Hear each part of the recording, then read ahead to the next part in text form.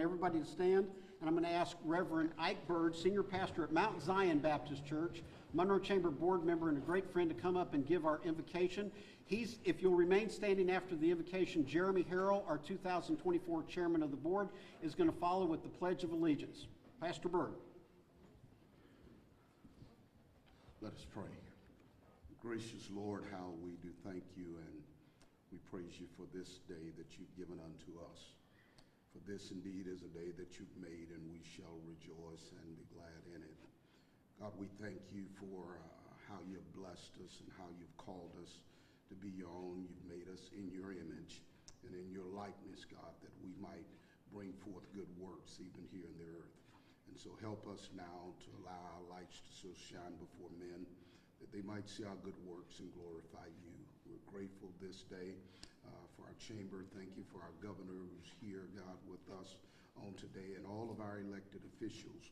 We pray your blessings upon them in a special way. Thank you for this university, and God, we're so blessed by you. Now help us to honor you in all that we say and all that we do. Bless our food. We ask it in Christ's name. Amen. Amen. Thank you, Ike. Please join me in the pledge. I pledge allegiance to the flag of the United States of America and to the republic which it stands, one nation, under God, indivisible, with liberty and justice for all. Thank you. You may be seated. Thank you, Pastor Bird, and thank you, Jeremy. Well, I have to say it.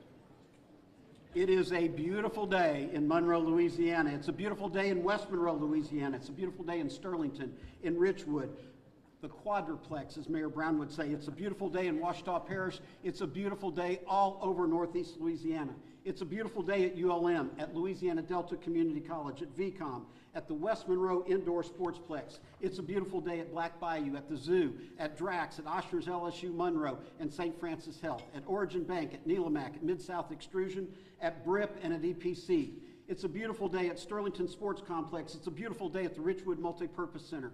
It's a beautiful day at the Children's Museum, at Chenault Aviation and Military Museum. It's a beautiful day at Charles Johnson Park, at Forsyth Park, and at Crowley Park. It's a beautiful day at the African American Museum. It's a beautiful day at the Miller Roy Building. And it's a beautiful day on the Ouachita River. And it's a beautiful day at our wonderful airport.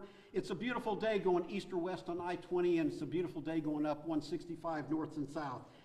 We are so blessed to live in this wonderful, great community.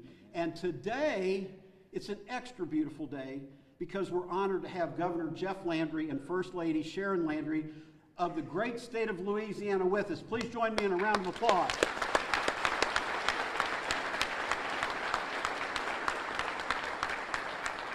Governor and Mrs. Landry, thank you for being here.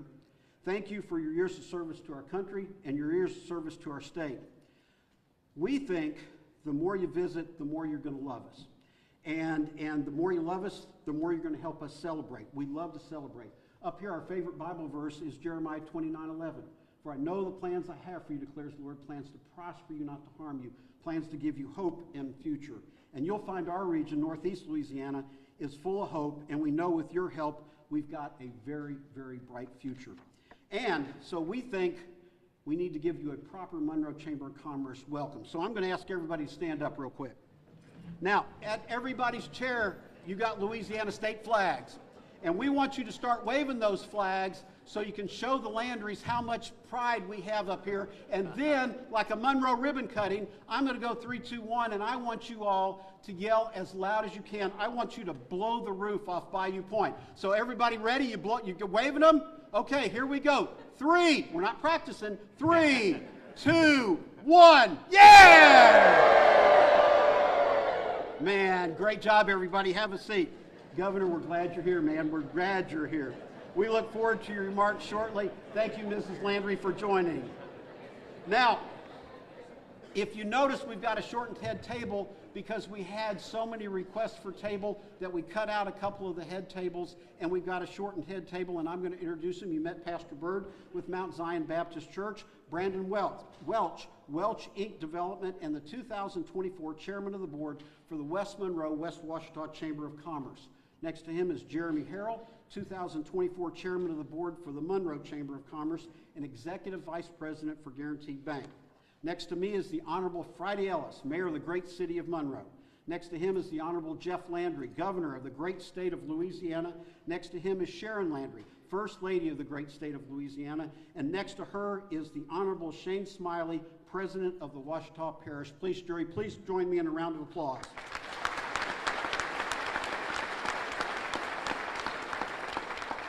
Now, the sponsors just kept coming and coming and coming and coming. And Governor, we've got 39 sponsors today because they wanted to come hear you speak to us today. And I think it's important. I'm going to go very fast, but I'm going to read their names real fast because I think it's important that you hear who they are because you have a lot of support up here.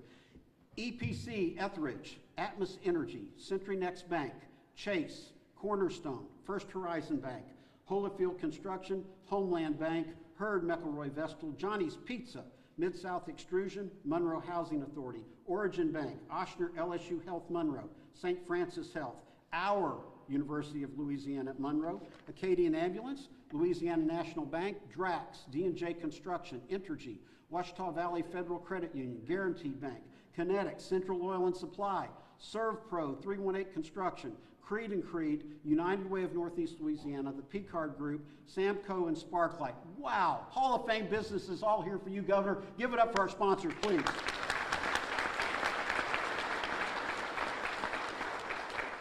Along with our sponsors, we had so many elected people that just kept coming and coming and coming.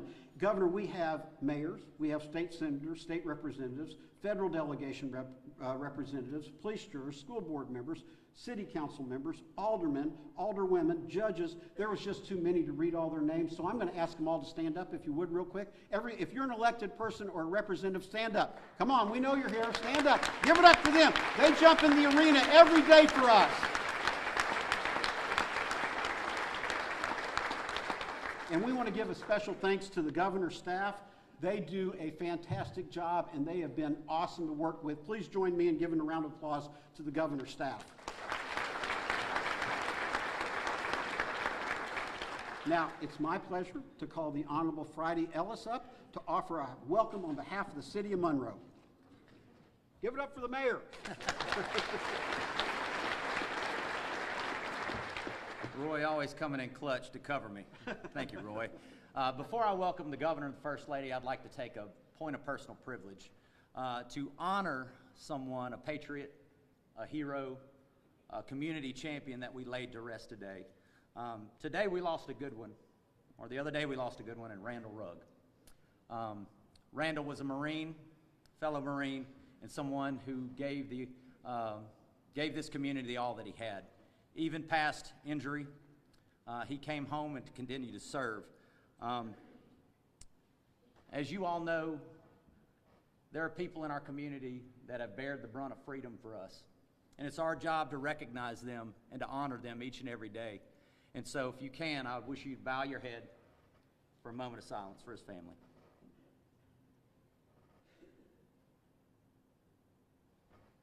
All right, thank you. I always like to think of this, and I want to give this to him from one Marine to the other. The last verse of the Marines' hymns read, and this is how I always envision Randall. Here's to health and to the Corps, which we are proud to serve. In many a strife we fought for life and never lost our nerve. So if the Army and the Navy ever look to heaven's scenes, they'll find the streets guarded by a United States Marine. Thank you, Randall.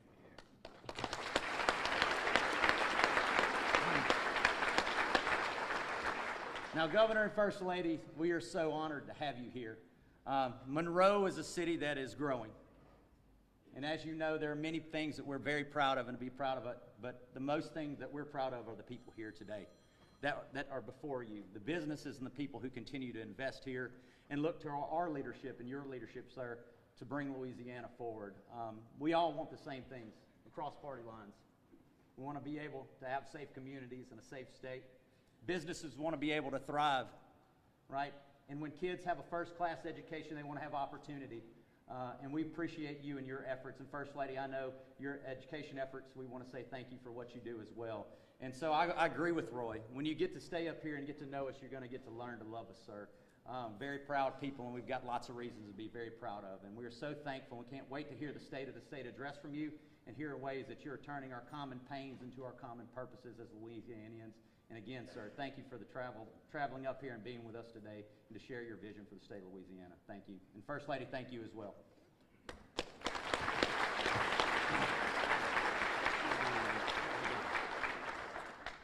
Thank you, Mayor. And now I'd like to call on my good friend Shane Smiley, President of the Ouachita Parish Police Jury, to offer welcome from Ouachita Parish.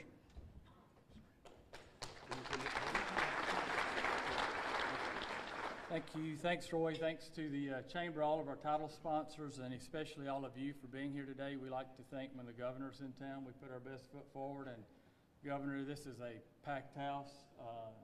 You're a real crowd pleaser. We appreciate you and the First Lady making the trip to Northeast Louisiana. We always enjoy having you back here. I like to think that when you were elected, you know, you rolled those sleeves up and hit the ground running like you were headed to a crawfish boil in Acadiana Parish. I mean, I've never seen anything like it before. You were sworn in. You were setting up meetings and making things happen. And I know that your intent is to make Louisiana great again. And I know your intent is to make all of us better as Louisianians. And we appreciate your efforts and we appreciate your appointments and the job that you're doing so far. Thank you very much.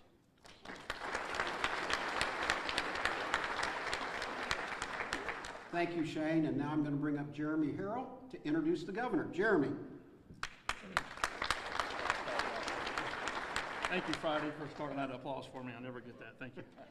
Good afternoon, everybody. Thank you all for coming, and thank you to ULM for being such a wonderful host for this event and so many others. We appreciate you guys more than you know. Special thanks to the Chamber staff and especially Senior Director of Events and Programming, Daphne Garrett, for the great work they do every day. Events like these require a huge amount of work and coordination, and it is appreciated by all of us. Now I'm pleased to introduce Governor Jeff Landry. Jeff Landry's love for our state and his passion for helping others is defined by his Louisiana roots. Jeff grew up in the small town of St. Martinville, where his mother was a school teacher and his parents took him to church every day. Every day, actually? Attaboy. Later, Jeff learned the value of hard work in the sugarcane fields and then proudly joined the National Guard serving in Operation Desert Storm. After returning home, Jeff worked as a police officer and sheriff's deputy and later started a successful business and went on to law school. As a public servant, both as a U.S. Congressman and the Attorney General of Louisiana, Jeff Landry has shown strength and courage, fighting for common sense values and bringing people together to deliver solutions. Last October, Jeff Landry was elected the 57th governor of Louisiana in a historic primary victory. On January 8th of this year, he took office as our governor. Jeff and his administration are working hard to make the changes necessary to turn Louisiana around, deliver results, and fight for working families. Jeff resides in Broussard with his wife Sharon and their son JT. Please join me in welcoming Governor Jeff Landry.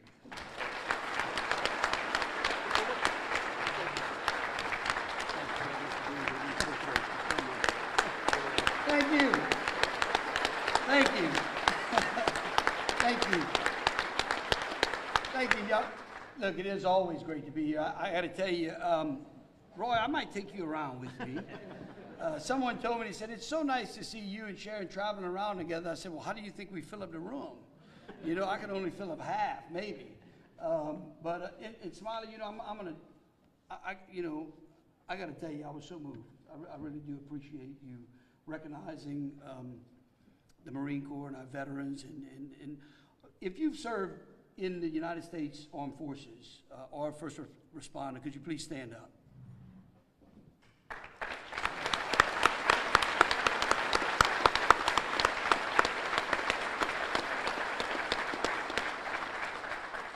Now, Friday, I think we should have a little fun. I'll tell you about an event that happened on an airplane with a Marine. There was this flight that was leaving Los Angeles, and it was headed to Boston. And as the plane was filling up, this gunnery sergeant came in, and he sat down in first class, and boy, he was in his dress uniform. And one of the stewardesses recognized that that was not his seat. And so she went up to him and she said, sir, I believe you are in the wrong seat. And he said, ma'am, I'm a gunnery sergeant in the Marine Corps. and I am going to Boston, and this is my seat. She said, well, sir, you know, I don't think this is your seat. And he kept repeating it, and he was a pretty stern fella, as Marines all are. And so she really didn't know quite what to do, and so she went to the back and got one of the other stewardesses and told her what the problem was. And the other stewardess said, I got this. Don't worry, I'll take care of it. And she walked down the aisle right there, and she leaned over to that Marine, and she whispered something in his ear, and that sucker jumped right up, went to the back, and got right in his seat. And the other stewardess was just so confused as to what exactly happened. So she went over there, she said, what in God's green earth did you tell that Marine? She said, well, I was married to one of them, and all I simply told him was that seat was not going to Boston, it was going to Philadelphia. And if he wanted to go to Boston, he just needed to get in 29B. We just got right back up and he went there. But we love it. We absolutely love the Marine Corps. I think about the last time I was in this room and we were campaigning, and I tell you, campaigning is fun and governing is hard. When we got to Baton Rouge, I very clearly understood that the only person who likes change is a baby with a wet diaper. And so to institute the changes that we needed in this state, to make this state great, to make this state get its seat in its new industrial South, we had to do a lot of change. And I want to tell you something. The legislators that are here, the ones that y'all elected from Northeast Louisiana, have been unbelievable. They really have, and they deserve a round of applause and appreciation as well. We've had, before I get started on the whole state of the state, I got to tell you, y'all are having some big economic wins here. I think that y'all are making a lot of progress in broadband and technology. We just did a press conference on Monday with Gumbo 2.0. I will tell you that this is an area that Louisiana is leading in. This is something that we can be proud in, and it is going to absolutely help the rural parts of our state like no other. And it's going to bring economic opportunity. It's going to help in the healthcare and public safety sector as well. And y'all are leading in that. And then, of course, I know that y'all just, where's Rob? Where's the new LED fella? Rob Cleveland, is that it? Stand up. I'm excited. Hey, Rob. I told y'all we were going to bring some people to Louisiana. Y'all did a great job. Brought him up there. I was talking to him, and he said he got down here from Michigan. Is that where he was? Well, I'm so glad you left Michigan. Yeah. That's what we love to hear. And he told me, he said, he just got back from Baton Rouge, and he just could not believe how excited people were and how interested they were in economic development, which he said was a stark difference from where he left. And I love to hear that, because I think that what he is saying is echoing around this country, and what we said on the campaign trail is that there are people around this country that are looking for a place to live where they can go and they can be free, and their government is off their back, and there's no more, just complete oppressiveness that's happening in this country, and it's happening in the South, and you're seeing. And I think that what he's saying is exactly that, and that's why Louisiana is open for business, and that is why what I'm going to report to y'all about is basically fulfilling the great campaign promises that we made and then building upon them. It is no secret that Louisiana's economy is, I think, 49th. And Rob, so don't worry, me and your job's pretty easy. When you're at the bottom, ain't nowhere to go but up. And we are going to go up. But during the legislative session, and the reason that I wanted to recognize those legislators is that we passed 13 bills that were then signed into law to help start to move Louisiana into its great seat in this new industrial South. And the first thing we did was we passed a bill to restructure the Department of Economic Development. And in doing so, we hired Susan Bourgeois, who I can tell you is unbelievable. And she is someone who has been in government before, understands business, and she's been off to an unbelievable start. We'll talk about that in just a minute. But the other thing we did was we also passed a bill that was signed into law doing universal recognition of occupational licenses.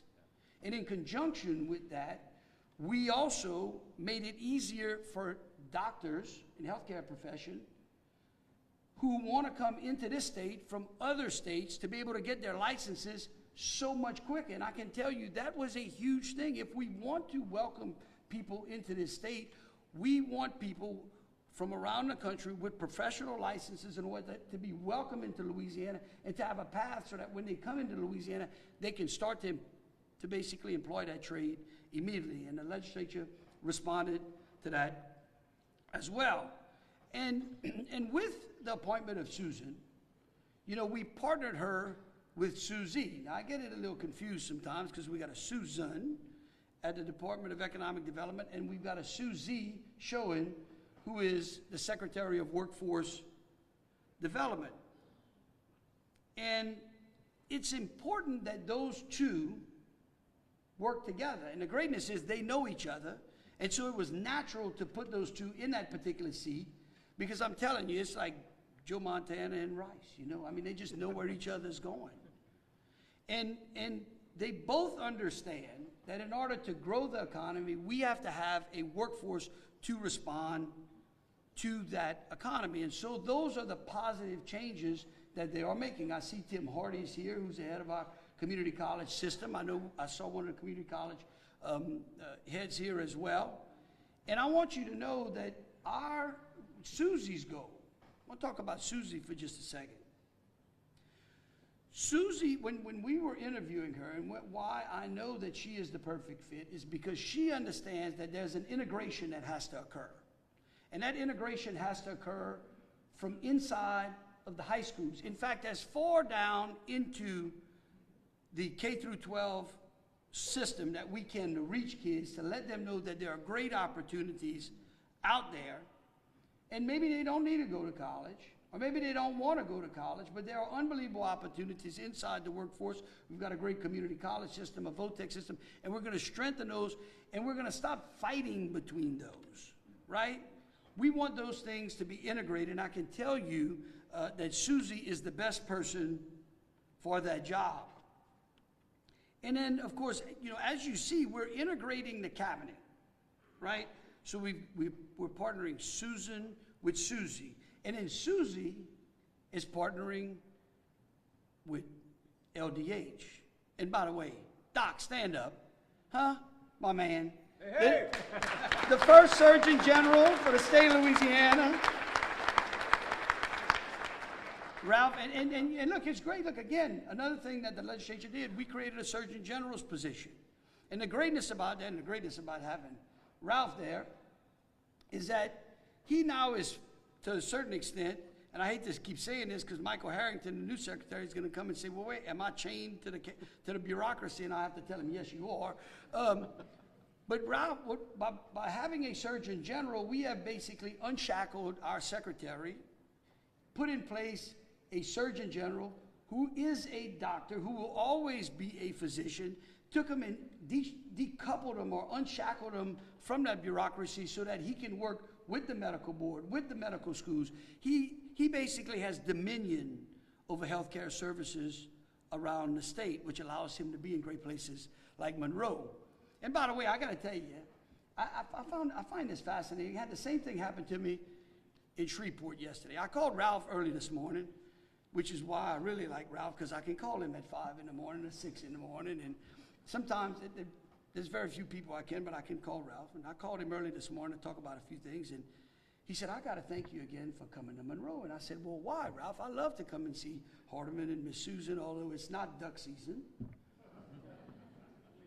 He said, well, it just seems like you are paying more attention to North Louisiana than maybe past governors. And it really saddens me to think that. I hope that's really not true, but I will tell you what I told the Shreveport press the other day, yesterday, because they asked me that. They said, you seem to be coming to Shreveport a lot. How many times will you come? I said, well, I'll tell you what, you go find out the most time a governor has come to Shreveport, and I'll break that. And that stands for Monroe as well, because we like coming up here. Because I think that this is one of the greatest opportunities that we have in Louisiana for economic development. But going back to some of the things that Susie and LDH are working on, you know, we are working to take people from dependence to independence, okay? We don't want to be known as a poverty-stricken, poor healthcare state anymore. We don't want our people to be stuck in a constant cycle of poverty and ruralness where they just feel like the only way to get out of that cycle is to either move out of Louisiana, go into the big cities. So we want to move them again from dependence to independence. And one of the things that Susie and them have identified is a program that I think was first done in Utah. It's called One Door. And of course it worked so well that the federal government stopped it. But there's a movement, which is real good, because, you know, right now we got the Speaker of the House and the Majority Leader. We got a great congressional delegation. I know we've got a representative of Julie Letlow's office here somewhere. And we anticipate that they keep the House and we take the Senate and we can pass this one-door policy. And so we're preparing for that. And the way this one-door policy works is that we set up a shop so that people who are looking or needing to get access to social services go through one door. But guess what? When they go through that one door, we also work with them to move them off of that program that they think they need. And so that helps us take people from dependence to independence. And so hopefully, again, if you see Julia, make sure you tell us, say, don't forget, we need the one-door policy here in Louisiana. You don't have to give it to the rest of the country, but if Utah has it, Louisiana should have it, right? And so that was part of the campaign plan promise, was that we were going to work on the economy. And then the next promise was that we were going to do things about crime, that we were going to work on public safety. And so one of the first things we did was go into a special session on crime. And of course, you know, a lot of people, or not a lot of people, basically just the press, wants to say that I am, what is me, is moving too fast. And I told him in Shreveport the other day, I said, listen, I've been in horse races before. I have never seen a horse break out the gate and be last and be able to get first without going faster than the other horses, right? So we have to move fast. And the legislature responded. And in that crime session, we gave them 2 weeks. They passed 22 bills in 2 weeks. And I can tell you at the end of that session, they looked around and they could not believe that they had moved that fast. But they did. Y'all should give them a round of applause.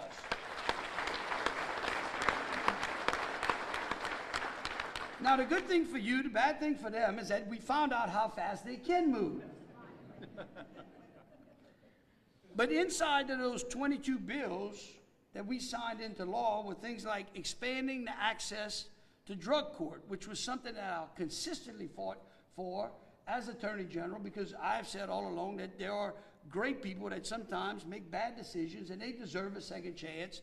And with the opioid epidemic that is plaguing this country and this state, people are making bad decisions, but we have found that our drug court system, which Louisiana had some of the first in the country, is the best at reducing that recidivism. And so they answered that particular call. We corrected the juvenile age, which needed to be done, because if you look around, one of the biggest problems we have in violent crime around this state is in juvenile crime, and that is sad, and it's terrible.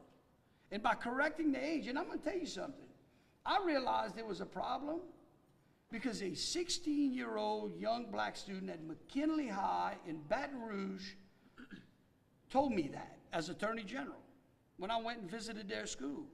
She wanted to know why we reduced the age, because now criminals inside those communities were basically recruiting 17-year-olds and telling them, don't worry, you can go shoot this person, and in 5 years you'll be out.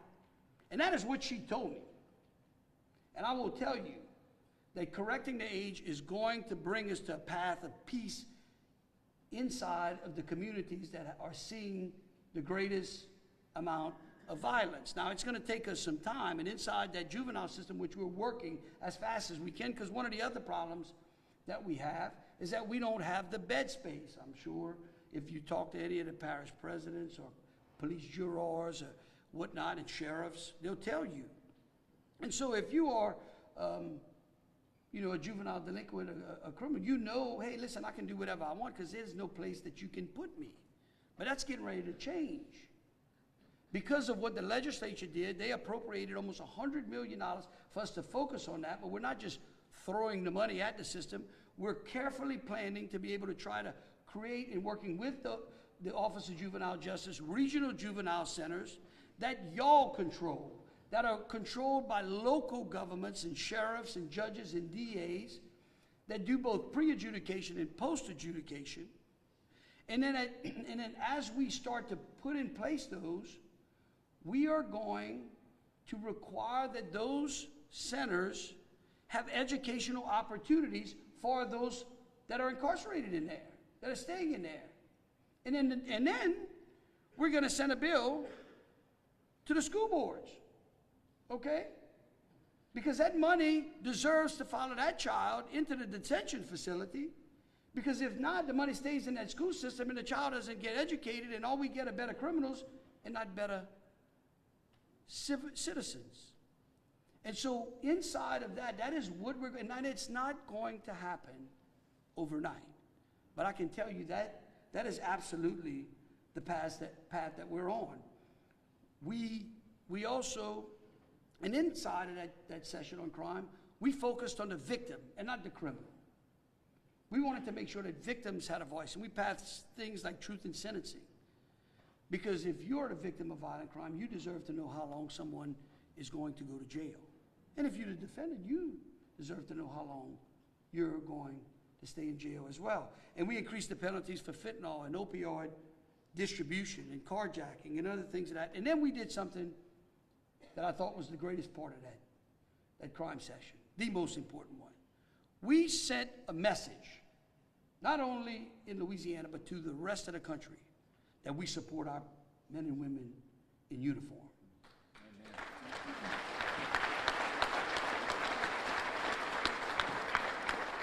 We said, if you wear a badge in this state and you stand on that thin blue line protecting us from those that want to wreak havoc on our communities, that we back you. And that is important. And I thank you again for doing that. Now, of course, I got to tell you, in conjunction with that, because we talk about the fentanyl and opioid problem that we have in this country, which is absolutely coming out of an unbelievable porous border. All right? There's no doubt. We know exactly where it is. We know exactly who's doing it. And the fact that the federal government can't get control of it is completely a dereliction of their duty. But I want to thank the legislature for giving us the appropriate funds to send the National Guard to help Texas seal that border.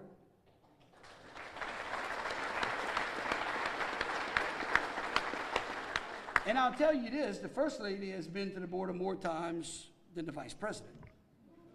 I've got the pictures to prove that. And while we're talking about our military, I want you to know that our VA Secretary, and in conjunction with the legislature, has just employed a new program called The Boot. And the goal of the Boot program is to make Louisiana a destination for veterans, and to ensure that our veterans, whether they're here in this state or want to come into this state, understand the programs and the accessibility to things that will make them successful in the state of Louisiana. And I think that that is a huge thing, Friday. I tell you, you got to check it out. They knew about it in Shreveport, but if you don't know about it, we definitely going to make sure that someone from the VA comes up here and tells you about the program. You know, and then fulfilling the third part. Now, here's what I want y'all to understand. We made promises, education, well, crime, economy, education, which I'm going to talk about next. I don't want you to think that we're done. We are going to build on all three of those promises consistently until we get it right and until Louisiana is number one, okay? So it's not a one and done kind of thing. It's a consistent deal.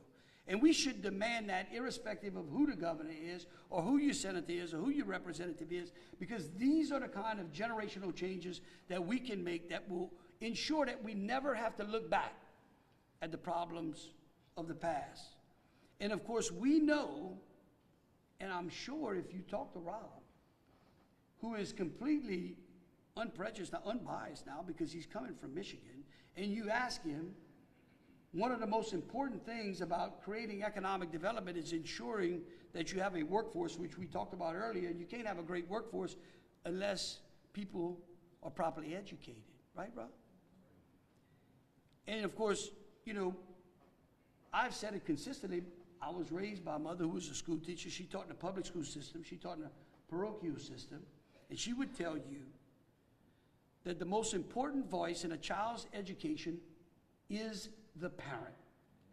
And I want you to know that your legislator heard that loud and clear, and this year instituted the reforms that place the parent in charge, that places the parent back as the most important voice in a child's education.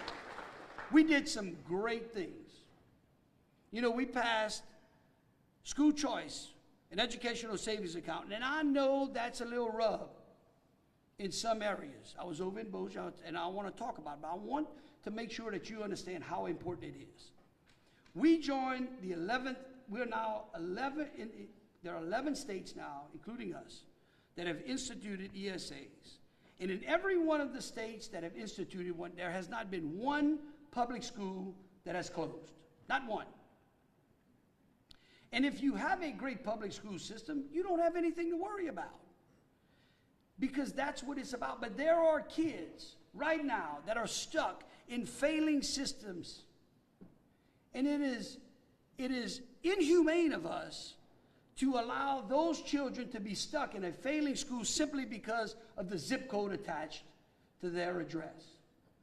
And I want you to know something. The legislature, in debating this thoroughly, did a very responsible job of making sure that as we start to implement this, we started with the students who need, and parents who need this the most. We started with parents and children with special needs, okay? It's the first phase of the ESA program. And so if you are in the public school system, the public school system has an unbelievable program based upon that special need, then that allows now children to be able to move into that system. Because I hear it from parents of special needs. They're trying to find the program that fits the child. And if there's not one in that zip code, guess what happens? There's no answer. Think about if you were one of those parents. And so I'm going to tell you something. This program is going to help Louisiana. And then I tell you, the two things that I love the most were the next two things. We did an initiative called Let the Teachers Teach. And that initiative, what we did was we asked teachers to come together and to tell us what it is, what is the obstacle between you and the student. Because we heard that on the campaign trail consistently. I would hear teachers say, could you just let me teach? Could you just unshackle me from one mandate or one service, or these consistent service hours that take us away from the student? Doing the same thing again and again and again, and they gave us a report, and in that report, some things Bessie could do, and the legislature responded. I think Chuck Owens passed a bill called Let the Teachers Teach. I hope we have a Let the Teachers Teach bill at the end of every session, because what it does, it scrapes away the obstacles that are between the teacher and the student, and it says, hey, listen, our teachers are no longer social workers. If we need social workers, we'll get them into schools, but we want teachers teaching our children. And I will tell you, when we did that, you should see the smiles on the teachers' faces. It is one of my most favorable accomplishments that I think that collectively the legislature and I did, was this Let the Teacher Teach initiative, and I hope we have a Let the Teacher Teach bill at the end of every session. And then my favorite, oh my God, this is unbelievable.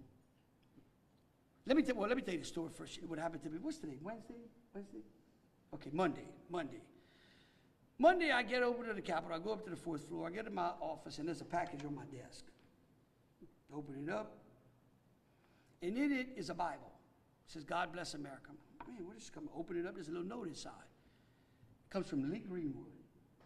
Now Friday probably can appreciate that, because when he went to basic training like I, that was probably the last music that he heard before he heard a drill sergeant was Lee Greenwood's song, am I right?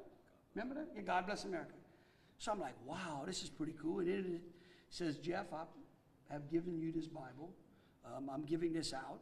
And so I looked through it, and then it was his cell phone. He said, here's my personal cell number. I thought, that was pretty cool. Let me look around. I looked through the Bible. And I noticed that at the back side of the Bible, it was not an ordinary Bible.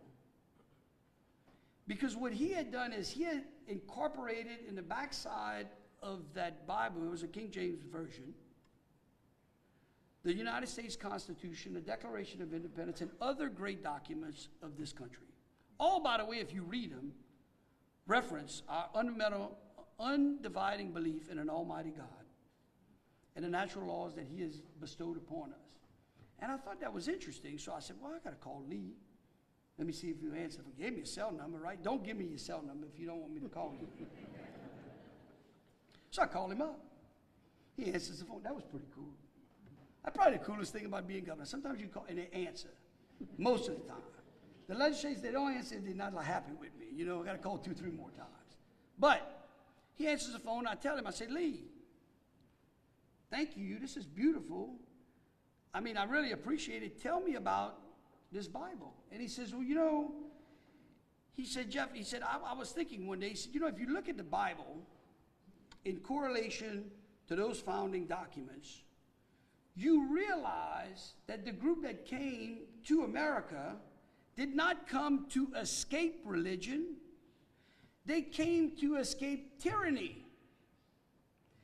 And when you think about it, that's a profound statement. And when you reflect on it, it makes you realize how true it is today, because a majority of Americans believe that their government is putting that kind of pressure back on them. And instead of saying, hey, why can't I practice my religion? The government says, no, you can't. We don't want you to. And I know that because we signed this bill that I thought was like a no-brainer, where we were going to post the 10 Commandments in schools.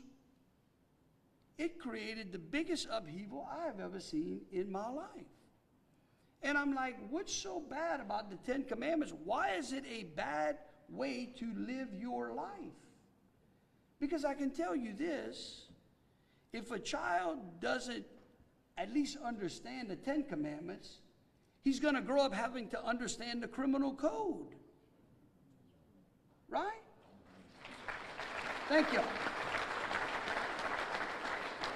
And I will tell you that I have heard, it was unbelievable, I have had more retired teachers come to me and say thank you.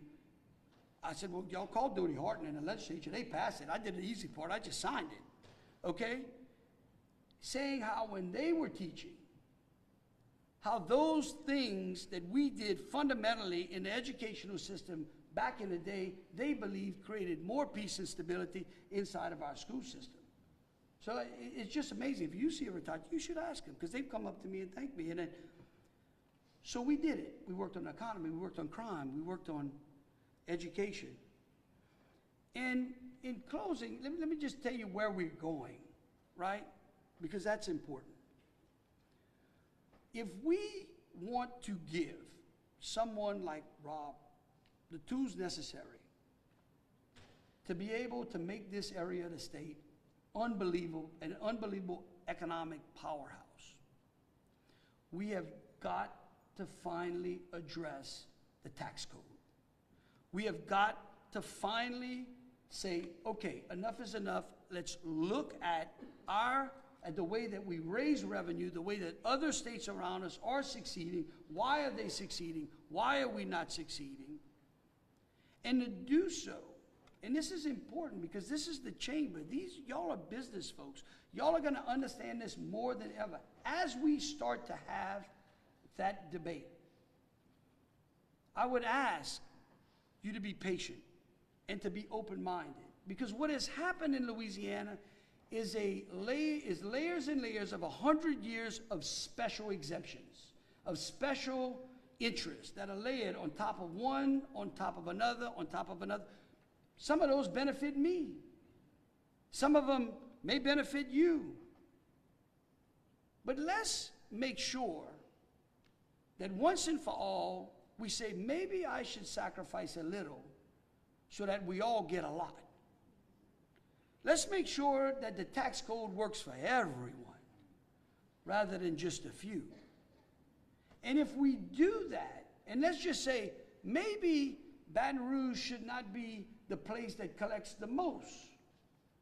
Maybe we should allow our local governments more flexibility because you have more power in participating in that form of government than you do in Baton Rouge.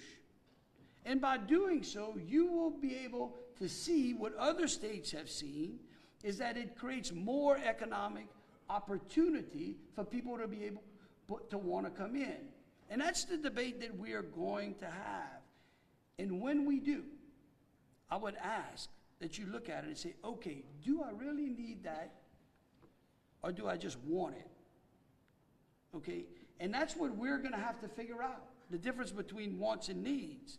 My grandpa used to tell me that. Let me tell you the difference between wants and needs. He said, if you can swim and you're in a boat and it's sinking, you want a life jacket.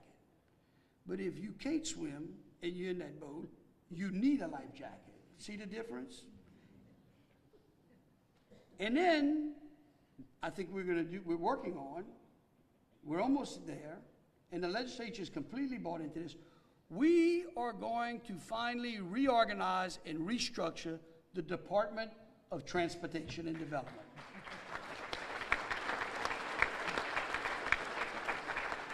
I figured y'all were like, I really thought I'd get standing ovations in that one, but we really are. And I got to tell you something. What's amazing to me is as we've been doing it, and as we've been talking to folks, there are some great people who work for the state of Louisiana. There are some great people who work for the Department of Transportation and Development. But they have been bridled, they have been shackled, they have been chained to a system that was invented 100 years ago, and the bureaucracy has piled up, and we have neglected that bureaucracy to place our Department of Transportation into this century, to take us, what do they say, from the Stone Age to the Space Age? That's what my DEQ secretary said. She's great too.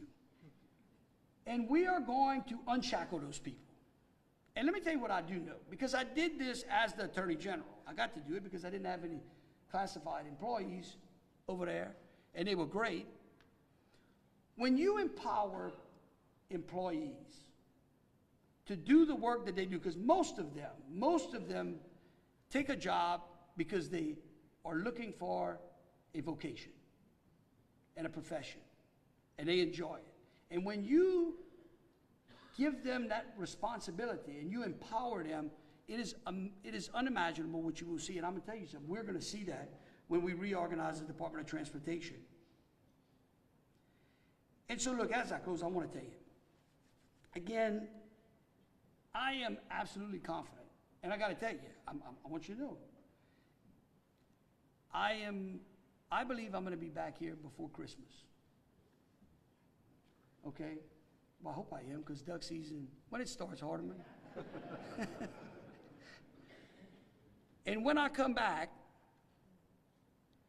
I'm hoping that we are going to announce something that's going to be transformative for this area. Okay?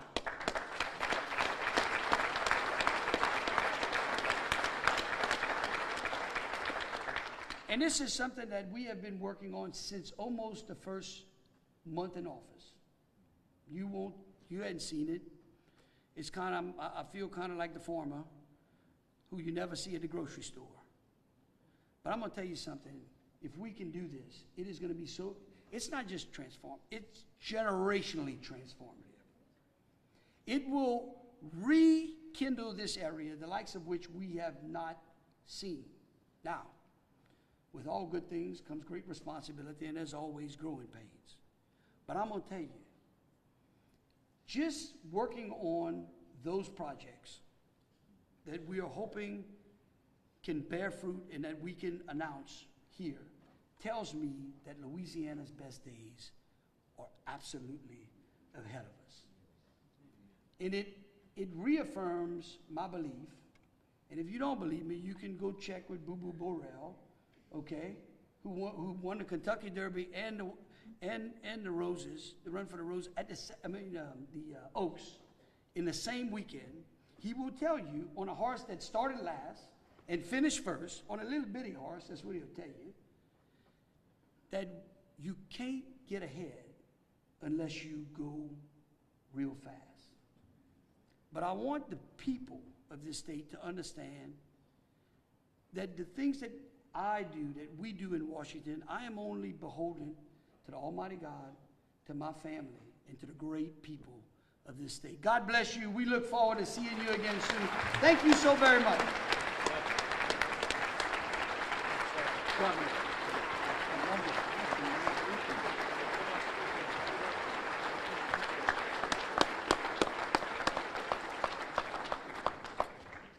Man, don't you like that word? Generationally transformative. Governor, thank you. Mrs. Landry, thank you. We love your passion. Man, that is fantastic. Thank you for being here. We can't wait for you to come back in December. Thank you all for being here. As you leave, remember we have a few more events. You can go to our website to check that out. Thank you, Airmark. Thank you, Chamber ambassadors and Chamber staff. With that, go tell somebody it's a great and beautiful day in Monroe, Louisiana, and all over Northeast Louisiana. Thank you for being here.